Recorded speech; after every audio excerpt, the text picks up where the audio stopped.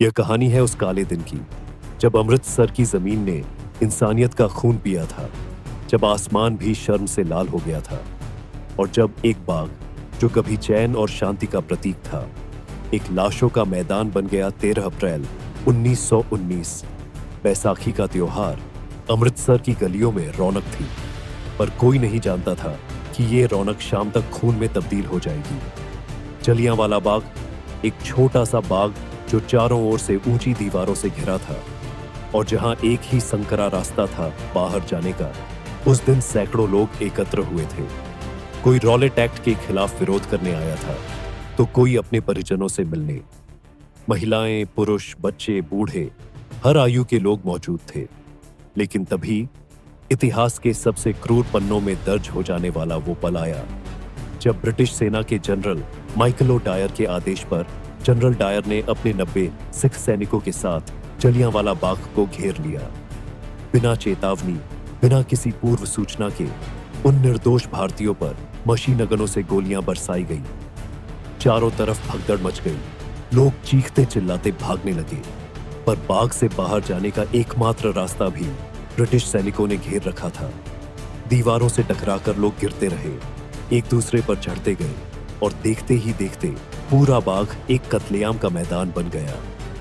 खून की धाराएं बहने लगी। एक कुआं जो कभी प्यास बुझाता था, उस दिन उसमें दर्जनों लोग जान बचाने के लिए कूद गए और वहीं दम तोड़ दिया।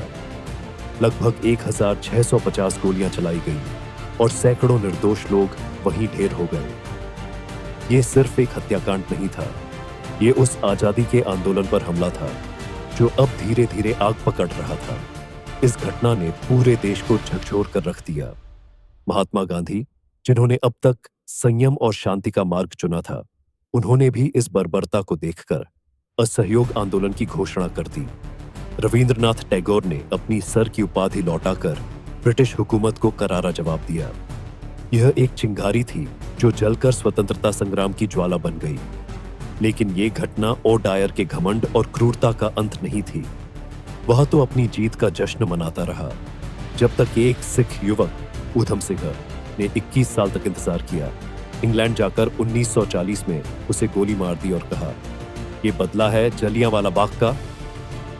ऊधम सिंह को फांसी हुई, पर वो शहीद कहलाया। इस कांड के बाद ब्रिटिश सरकार ने खुद जांच आयोग बनाया, हंटर आयोग, लेकिन न कोई सजा, न कोई सच्चा न्याय मिला। जनरल डायर को बस रिटायर कर दिया गया। भारत की जनता के जख्मों पर नमक छिड़का गया और अंग्रेजी सत्ता ने इसे आवश्यक कार्रवाई कहकर औचित्य साबित करने की कोशिश की। आज भी जलियांवाला बाग की दीवारों पर गोलियों के निशान मौजूद है। वो कुआं अब भी खामोश चीखें सुनाता है और वो मिट्टी हर साल बैसाखी पर सैकड़ों लोगों की आंखों में आंसू ला देती है। यह कहानी सिर्फ इतिहास नहीं, बल्कि आजादी की कीमत है जो लाशों के ढेर पर रखी गई थी। यह वह रक्त रंजित सत्य है जो हमें याद दिलाता है कि भारत की आजादी मुफ्त में नहीं मिली थी।